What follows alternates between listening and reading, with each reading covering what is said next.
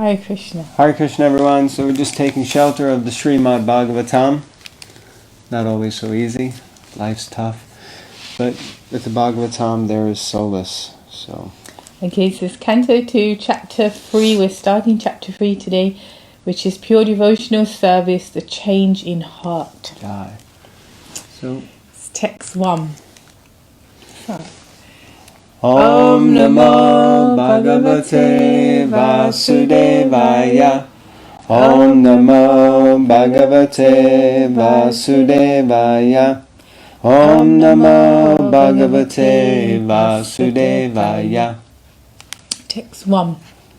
Sri Sukadev Goswami said, Maharaj Parikshit, as you have inquired from me as to the duty of the intelligent man who is on the threshold of death, so I have answered you. Purport. In human society all over the world, there are millions and billions of men and women, and almost all of them are less intelligent because they have very little knowledge of the spirit soul. Almost all of them have a wrong conception of life, for they identify themselves with the gross and subtle material bodies, which they are not in fact. They may be situated in different high and low positions in the estimation of human society, but one should know definitely that unless one inquires about his own self beyond the body and the mind, all his activities in human life are total failures. Therefore, out of thousands and thousands of men, one may inquire about his spirit self and thus consult the revealed scriptures like the Vedanta Sutras, Bhagavad Gita and Srimad Bhagavatam. But in spite of reading and hearing such scriptures, unless one is in touch with a realized spiritual master, he cannot actually realize the real nature of self, etc. And out of thousands and hundreds of thousands of men, someone may know what Lord Krishna is in fact. In the Chaitanya Charitamrita, Madhya Lila 20.122 and 123, it is said that Lord Krishna, out of his causeless mercy, prepared the Vedic literatures in the incarnation of Vyasadeva for reading by the intelligent class of men in a human society which is almost totally forgetful of the genuine relation with Krishna. Even such an intelligent class of men may be forgetful in their relation with the Lord. The whole Bhakti Yoga process is therefore a revival of the lost relation. This revival is possible in the human form of life, which is obtained only really in the evolutionary cycle of 8,400,000 species of life. The intelligent class of human being must take serious note of this opportunity. Not all human beings are intelligent. So the importance of human life is not always understood. Therefore, manishinam, meaning thoughtful, is particularly used here. A Manisinam person, like Maharaj Parikshit, must therefore take to the lotus feet of Lord Krishna and fully engage himself in the devotional service of hearing and chanting the holy name and pastimes of the Lord, which are all Hari Katha Amrita. This action is especially recommended when one is preparing for death. So I think it's interesting that Srila Prabhupada keeps referring to intelligence here and saying people have little intelligence or less intelligent, but actually that the evaluation of that intelligence isn't anything to do with book knowledge or whether you have a degree or not. It's actually to do specifically with the fact that whether or not they have spiritual intelligence, and whether, because that's real intelligence. One place Srila Prabhupada says real knowledge is understanding what is matter, what is spirit, and who is the controller of both. So like that. Maybe you could start the next one. I just need to adjust the lights. Okay. So this is verses 2 to 7. So a big chunk. This is the verse. One who desires to be absorbed in the impersonal Brahma Jyoti effulgence should worship the master of the Vedas, Lord Brahma, or Brihaspati, the learned priest. One who desires powerful sex should worship the heavenly king, Indra, and one who desires good progeny should worship the great progenitors called the Prajapatis. One who desires good fortune should worship Durga Devi, the superintendent of the material world. One desiring to be very powerful should worship fire, and one who aspires only after money should worship the Vasus. One should worship the Rudra incarnations of Lord Shiva if he wants to be a great hero. One who wants a large stock of grain should worship Aditi. One who desires to attain the heavenly planets should worship the sons of Aditi. One who desires the worldly kingdom should worship Vishvadev, and one who wants to be popular with the general mass of population should worship the Saurya demigod. One who desires a long span of life should worship the demigods, known as the Ashwini Kumars. And a person desiring a strongly built body should worship the earth. One who desires stability in his post should worship the horizon and the earth combined. One who desires to be beautiful should worship the beautiful residents of the Gandharva planet. And one who desires a good wife should worship the Apsaras and Urvasi, society girls of the heavenly kingdom. Why? Okay, I'm into that. Why? So one who desires domination over others should worship Lord Brahma, the head of the universe. One who desires tangible fame should worship the personality of Godhead, and one who desires a good bank balance should worship the demigod Varuna. If one desires to be a greatly learned man, he should worship Lord Shiva. And if one desires a good marital relation, he should worship the chaste goddess Uma, the wife of Lord Shiva, who is also Durga, but in the form of Uma, I guess. That's how it is. So this is, quite 7 verses, and all about different worship of different demigods and the potency you can get from them. So let's see what Prabhupada says in the purport. There are different modes of worship for different persons desiring success in particular subjects. The conditioned soul living within the purview of the material world cannot be an expert in every type of materially enjoyable asset. But one can have considerable influence over a particular matter by worshipping a particular demigod, as mentioned above. Ravana was made a very powerful man by worshipping Lord Shiva, and he used to offer severed heads to please Lord Shiva. He became so powerful by the grace of Lord Shiva that all the demigods were afraid of him, until he at last challenged the personality of Godhead, Sri Ramachandra, and thus ruined himself. In other words, all such persons who aspire after gaining some or all of the material objects of enjoyment, or the gross materialistic persons, are on the whole less intelligent, as confirmed in Bhagavad Gita 7:20. It is said there that those who are bereft of all good sense are those whose intelligence is withdrawn by the deluding energy of Maya, aspire to achieve all sorts of material enjoyment in life by pleasing the various demigods, or by advancing in material civilization under the heading of scientific progress. The real problem of life in the material world is to solve questions of birth, death, old age, and disease. No one wants to change his birthright. No one wants to meet death. No one wants to be old or invalid. And no one wants diseases. But these problems are solved neither by the grace of any demigod nor by the so-called advancement of modern material science.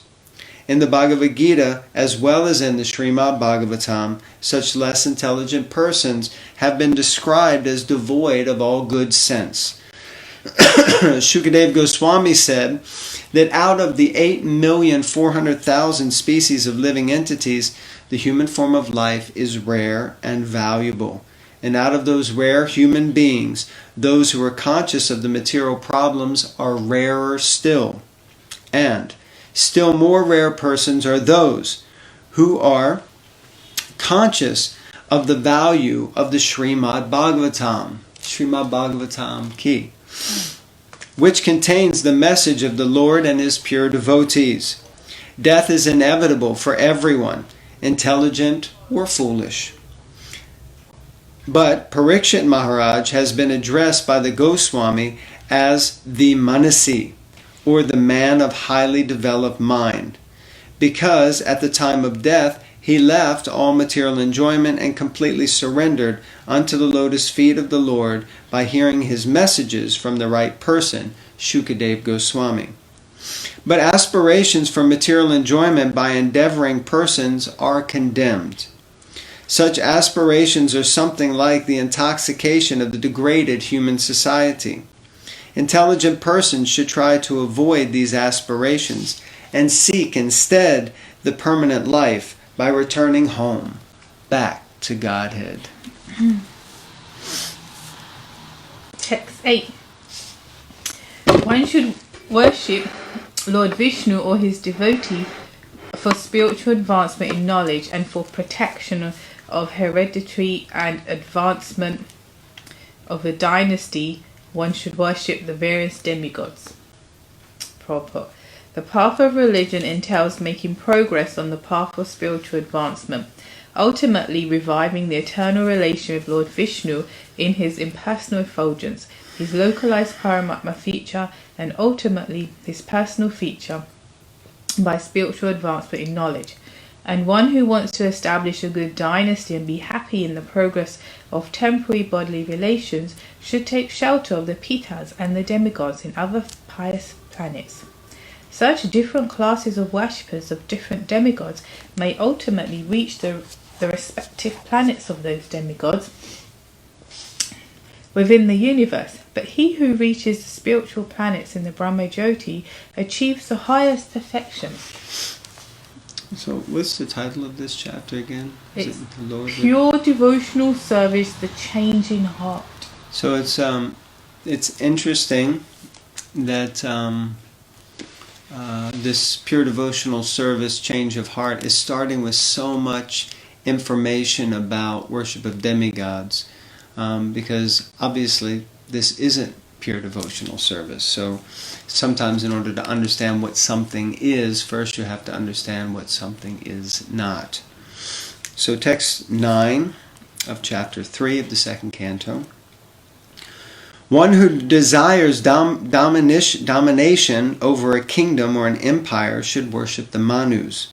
One who desires victory over an enemy should worship the demons.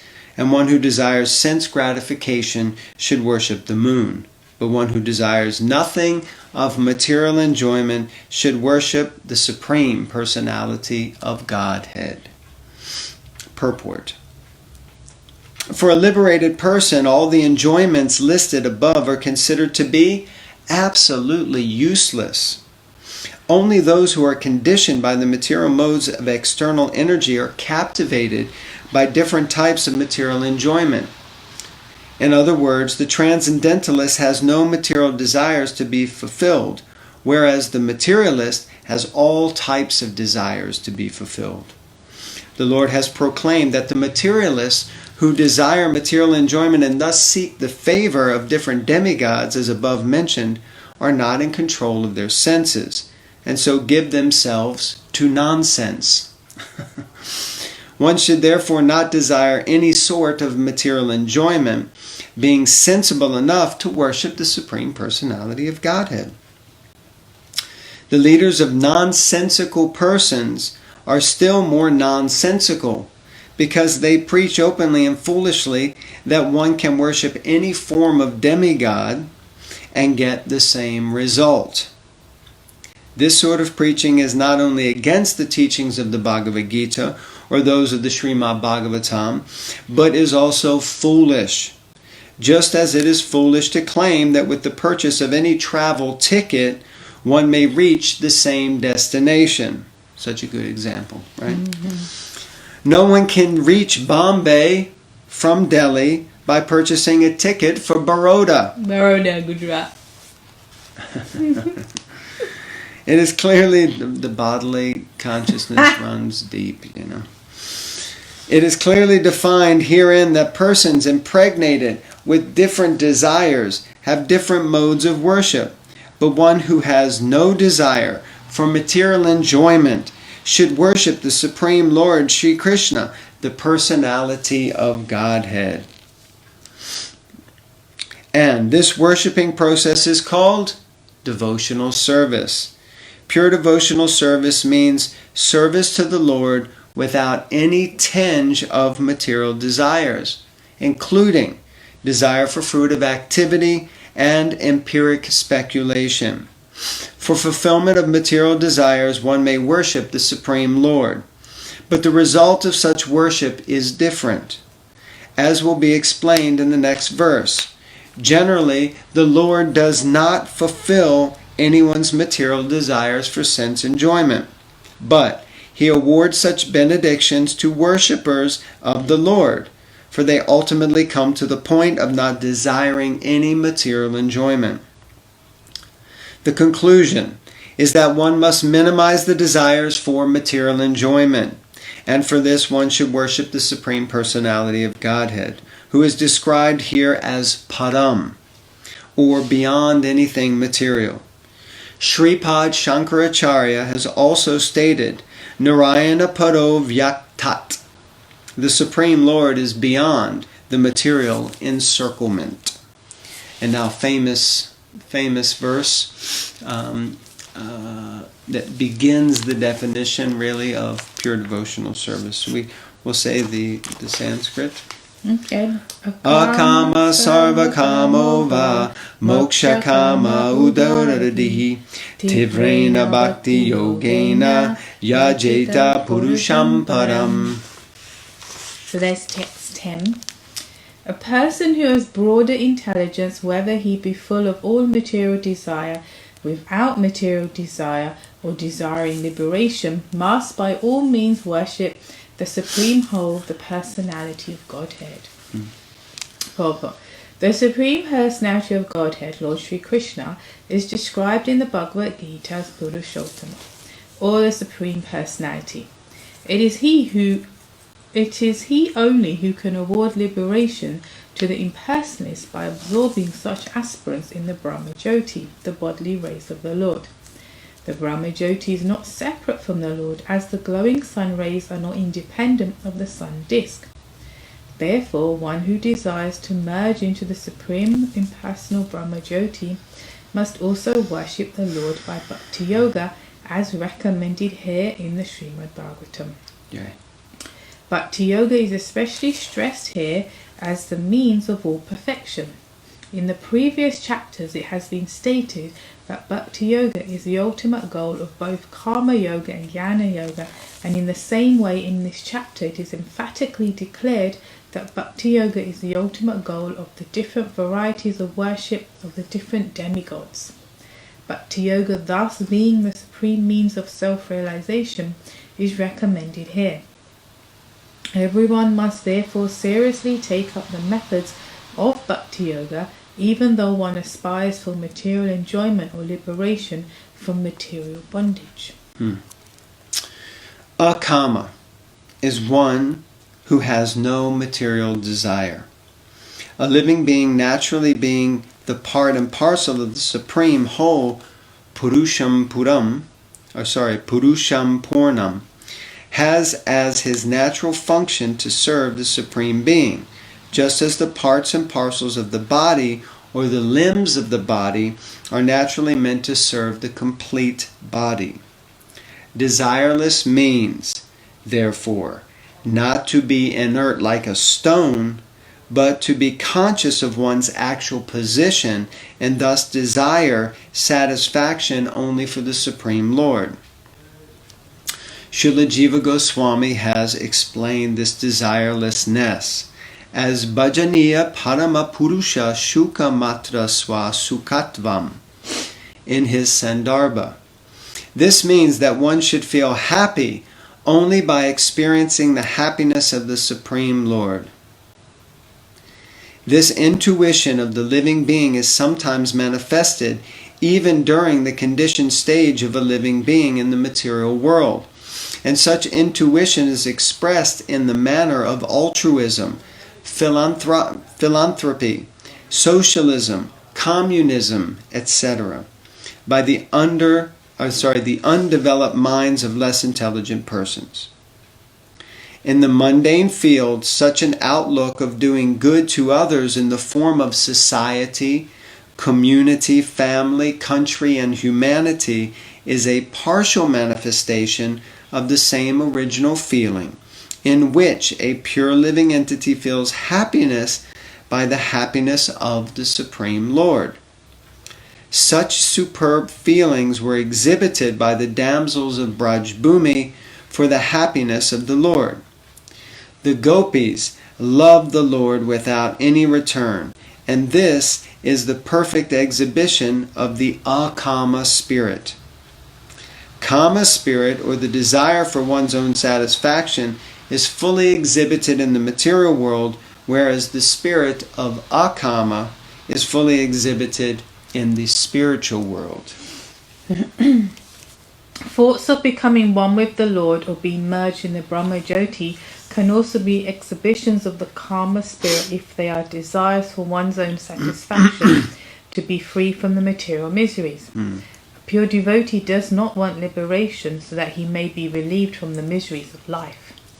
Even without so-called liberation, a pure devotee aspires for the satisfaction of the Lord. Influenced by the karma spirit, Arjuna declined to fight in the Kurukshetra battle because he wanted to save his relatives for his own satisfaction. But being a pure devotee, he agreed to fight on the instruction of the Lord because he came to his senses and realized that satisfaction of the Lord at the cost of his own satisfaction was his prime duty. Thus he became a karma. That is the perfect stage of a perfect living being.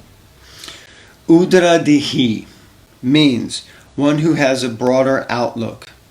People with desires for material enjoyment worship small demigods, and such intelligence is condemned in the Bhagavad Gita 7.20 as Ritagyana, the intelligence of one who has lost his senses. One cannot obtain any result from demigods without getting sanction from the Supreme Lord.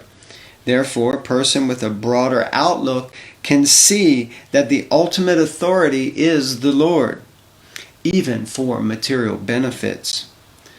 Under the circumstances, one with broader outlook, even with the desire for material enjoyment or for liberation, should take to the worship of the Lord directly. And everyone, whether an akama or a sakama or a mokshakama, should worship the Lord with great expedience. This implies that bhakti yoga may be perfectly administered without any mixture of karma and gyan, as the unmixed sun ray is very forceful and is therefore called tivra. Similarly, unmixed bhakti yoga of hearing, chanting, etc. may be performed by one and all, regardless of inner motive. Stop there. Okay. Okay. Thank you very much, everyone. Hare Krishna. Grantaraj Srimad Bhagavatam Ki. Jai.